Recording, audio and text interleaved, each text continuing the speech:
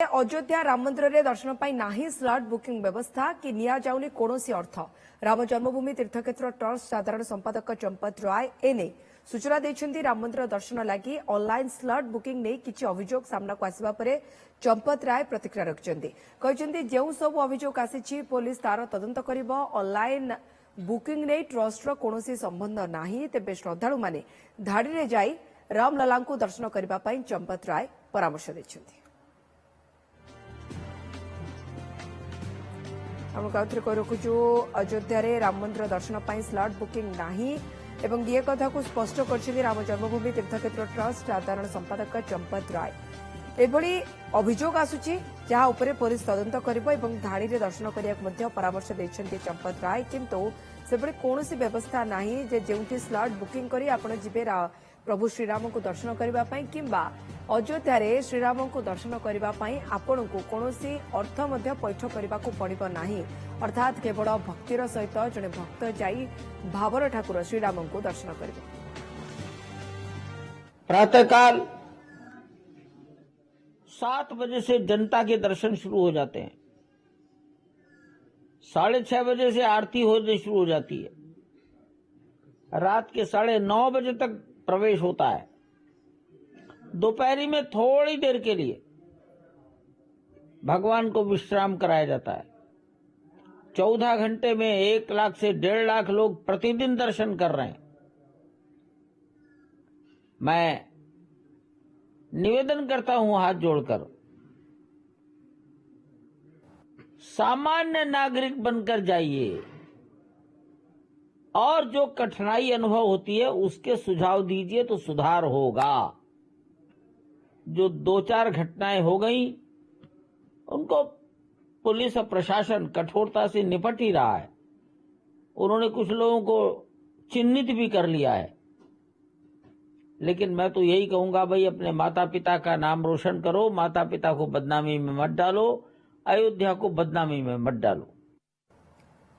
अधिक सूचना में हमसे तो जुड़ी होती ओटीवी प्रतिनिधि अयोध्या अरविंद गुप्ता। अरविंद जी, चंपत राय जी को ये बात बोलना क्यों पड़ा कि आपको इसके लिए राम जी के दर्शन करने के लिए कोई भी अर्थ देना नहीं पड़ेगा? देखिए, चंपत राय जी का जो बयान आया हुआ है उसके पीछे एक बड़ी वजह है, क्योंकि जब प्राण प्रतिष्ठा के बाद जो है भीड़ बढ़नी शुरू हुई अयोध्या में, रामलला के जो दर्शनार्थी थे, जो श्रद्धालु थे, अयोध्या पहुंचना शुरू की, तो भीड़ जो थी वो बेकाबू थी। और जो भी लोग जाते वहां पे क्या कहते हैं, वहां पर जाते तो दर्शन के लिए उन्हें थोड़ी बहुत इंतजार करना पड़ता था।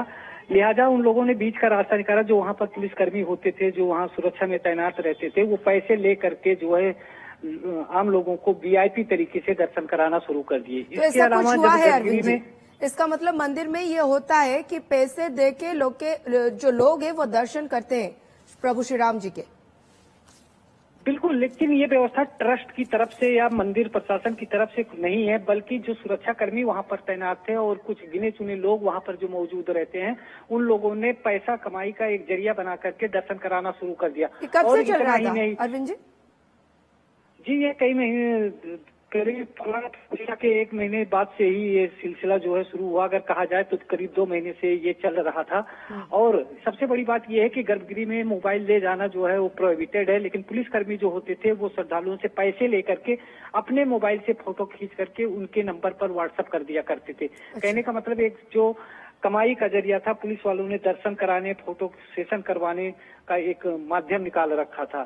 जो संज्ञान में आने के बाद हालांकि यहाँ के जो एसएसपी हैं उन्होंने 3 पुलिसकर्मियों को सस्पेंड भी किया है, उनकी संलिप्तता पाएगी और बाकी आगे की जो जांच है वो चल रही है। ये एलिगेशंस किसने सामने लाए?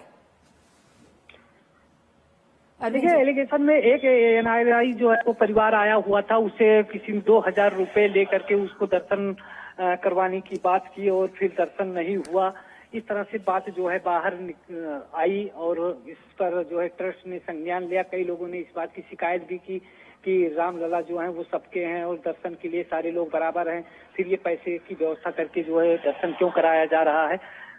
इस बात पर जो है ट्रस्ट ने बयान जारी किया कि ट्रस्ट की तरफ से इस तरह की कोई भी सुविधा किसी को नहीं दी जा रही है और जो लोग भी कर रहे हैं पुलिस प्रशासन उन पर कार्रवाई करेगी और इस अभी मामले भी की पूरी भीड़ जांच या की जाएगी। ये कहा जाए कि लोगों की तादाद उतनी ही है अरविंद जी? बिल्कुल, जो भीड़ का सिलसिला है वो काफी है। उसी तरह से भक्तों के आने का जो सिलसिला है वो जारी है और अयोध्या में आज भी प्राण प्रतिष्ठा के बाद की जो भीड़ थी वो बराबर बनी हुई है और देश विदेश के जो है राम भक्त वो आ रहे हैं। और आपको हम बता दें कि आने वाले 17 अप्रैल को जो है वो चैत्र रामनवमी का है, भगवान राम का जन्मोत्सव होता है। ऐसे में अभी और ज्यादा श्रद्धालुओं की संख्या बढ़ने की उम्मीद जताई जा रही है। अरविंद जी, पैसे दे के लोग दर्शन करते हैं, तो ये जो एलिगेशन है उसके ऊपर कुछ एक्शन हुआ है अभी तक?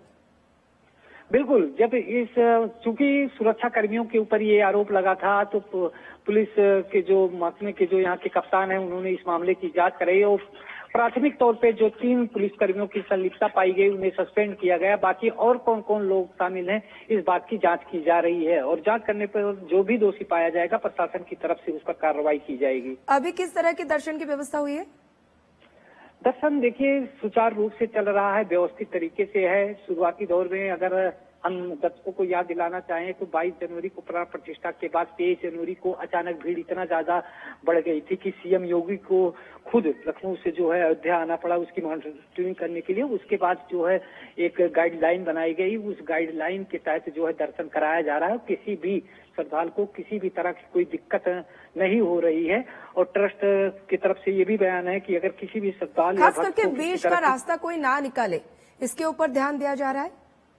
बिल्कुल, बीच का रास्ता ना निकले और रामलला के दरबार में सभी लोग सामान्य हैं, एक ही तरह से सारे लोग बराबर हैं, तो उसमें कोई वीआईपी या कोई छोटा बड़ा की जैसी कोई बात ना आने पाए। सारे लोग जो है वो राम भक्त बराबर से जाकर के दर्शन करें। बहुत बहुत धन्यवाद अरविंद जी आपकी जानकारी के लिए। अरविंद गुप्ता ओटीवी प्रतिनिधि अयोध्यारू आमको अधिक सूचना देउथिले जे स्वतंत्र दर्शन लागि अर्थ निया जाउछि बोली अभियोग आसिला। ये अभियोग उपरे पुलिस तदंत करिबा एवं ये कथा कहले राम जन्मभूमि तीर्थक्षेत्र ट्रस्ट साधारण संपादक चंपत राय जे कौनसी से भली व्यवस्था नहीं जे आपण अयोध्या जाउछन्ते श्रीराम को दर्शन पाई स्लॉट बुकिंग करिवे बा अर्थ देबे।